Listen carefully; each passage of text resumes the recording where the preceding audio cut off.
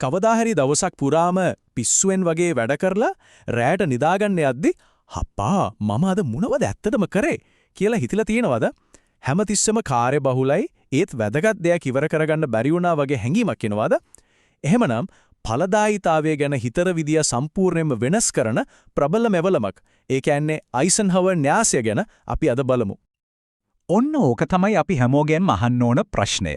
අපි නිකම්ම කාර්ය බහුලද? නැත්නම් ඇත්තටම ඵලදායීද?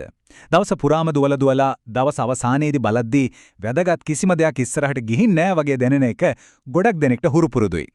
මේ විග්‍රහයෙන් අපි හොයන්න යන්නේ ඒකට විසඳුමක්. මේ මුළු අදහසම මූලාරම්භයේ එන්නේ එහි නිර්මාතෘ ඩ්වයිට් ඩී අයිසන්හවර්බර්ග්ගෙන්මයි. ඔහු කියනවා හදිසි දේවල් වැදගත් නැහැ. වැදගත් දේවල් කවදාවත් හදිසි නැහැ.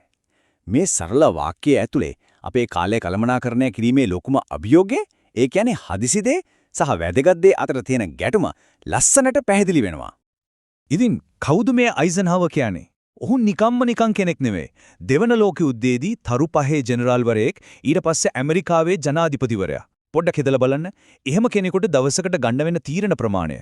ඒ දැවැන්ත පීඩනයේ යටතේ ඵලදායීව වැඩ කරන්න ඔහු සදාගත්තු ක්‍රමය තමයි අපි දැන් ඉගෙන ගන්න යන්නේ. මෙන්න මේක තමයි අයිසන්හවර් න්‍යායසය හදවත. හරිම සරලයි. කොටු හතරක් තියෙනවා.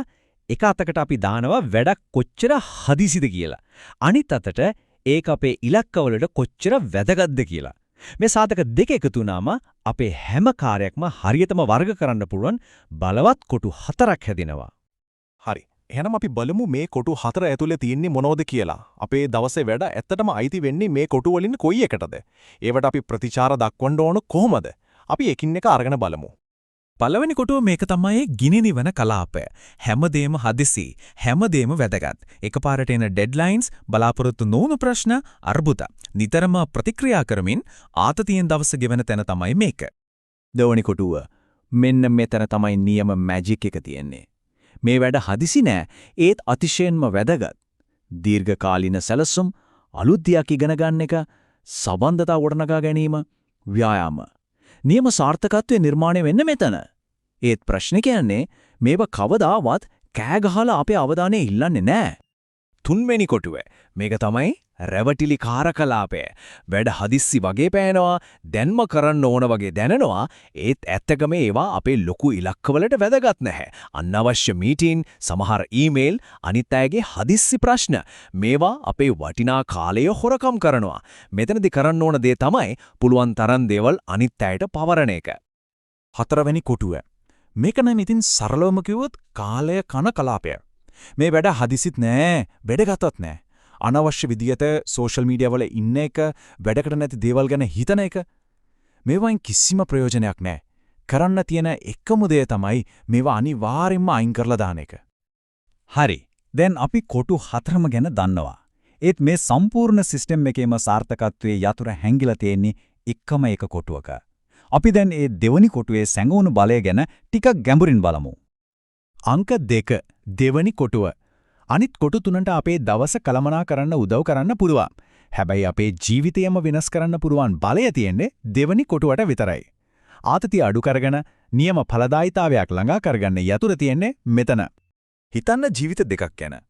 එක පැත්තක තියෙනවා නිතරම ප්‍රශ්න පස්සේ දුවන, ගිනි නිවන ආතතියෙන් පිරුණු ප්‍රතික්‍රියාශීලී ජීවිතයක්. අනිත් පැත්තේ හැමදේම පාලනය කරගෙන ක්‍රියාශීලීව පැහැදිලි දැක්මකින් යුතුව අනාගතය ගොඩනගන ජීවිතයක්. තේරීම තියෙන්නේ අපි අතේ. මෙන්න මේක තමයි මේ මුළු ක්‍රමයේම රන් රීතිය. අපි දෙවෙනි කොටුවේ ඒ කියන්නේ සැලසුම් කිරීමේ වැඩි කාලයක් ගත කරන තරමට පළවෙනි කොටුව ඒ කියන්නේ හදිස්සි අර්බුද ඉබේම හැකිලෙනවා. සරලවම කිව්වොත් අද කරන සැලසුම් කිරීම හෙඩේන ගිනි නිවන එක වළක්වනවා. මේ ඔක්කොම න්‍යාය විතරක් වගේද හිතෙන්නේ? කොහෙත්ම නෑ. රැකියාවේදී, පෞද්ගලික ජීවිතයේදී සහ ශිෂ්‍යෙක් විදියට මේක කොච්චර ප්‍රායෝගිකද කියලා අපි දැන් සැබෑ උදාහරණ කිහිපයකින් බලමු. අපි හිතමු කළමනාකරුවෙක් ගැන. පාරිභෝගික පැමිණිලි ලොකු වෙලා අර්බුදයක්. ඒකයා පළවෙනි කොටුවේ වැඩක් වෙනකල් බලන් ඉන්නට වෙනුවට ඔහු නිතරම ඔවුන් සමග සාකච්ඡා කළේ දෙවෙනි කොටුවේ වැඩ සැලසුම් කරනවා. මේ නිසා මොකද වෙන්නේ? හදිසි ප්‍රශ්න අඩු වෙනවා. ඔහුට වැදගත්ම වැඩවලට කාලය ඉතුරු වෙනවා. මේක වැඩට විතරක් නෙවෙයි අද ව්‍යායාම කරන්න කාලය හොයාගන්න එක ඒ කියන්නේ දෙවනි කුටුවේ ආයෝජනය කරන එක අනාගතයේදී ලෙඩ රෝග කියන පළවෙනි කුටුවේ අර්බුද වලින් වැළකීන්න උදව් වෙනවා. අද පොඩි මුදලක් ඉතුරු කරන එක හෙට එන මූල්‍ය අර්බුද වළක්වනවා. මේවා තමයි අපේ අනාගතයට කරන හොඳම ආයෝජන. ශිෂ්‍යෙක්ට නම් මේක හොඳටම අදාළයි. විභාගයට කලින් දවසේ රෑ එළි වෙනකල් පාඩම් කරලා කලබල වෙනවා. ඒ කියන්නේ පළවෙනි කොටුවේ අතරමං වෙනවා. වෙනුවට සති ගානකට කලින් ඉඳන් ටික ටික පාඩම් කරන එක, ඒ කියන්නේ දෙවෙනි කොටුවේ වැඩ කරන එක කොච්චර හොඳද? ප්‍රතිඵලය අඩු ආතතියක් සහ ඉහළ ලකුණු. ඉතින් මේ ඔක්කොම අහලා හිතෙනවා ඇති හරි මම කොහොමද මේක පටන් ගන්නේ කියලා. මේක සංකීර්ණ නෑ. අපි දැන් බලමු මේ බලවත් ක්‍රමය තමන්ගේ ජීවිතයට එකතු කරගන්න පුළුවන් හරිම සරල පියවර ටික. පියවර 4කින් පටන් ගමු. 1. කරන්න තියෙන හැමදේම ලයිස්තුවක් හදන්න. 2. ඒ හැමදේම අර කොටු 4ට දාන්න. 3. ඒ අනුව වැඩ කරන්න. පළවෙනි කොටුව ඒවා දැන්ම කරන්න. දෙවෙනි ඒවා සැලසුම් කරන්න. තුන්වෙනි ඒවා පවරන්න.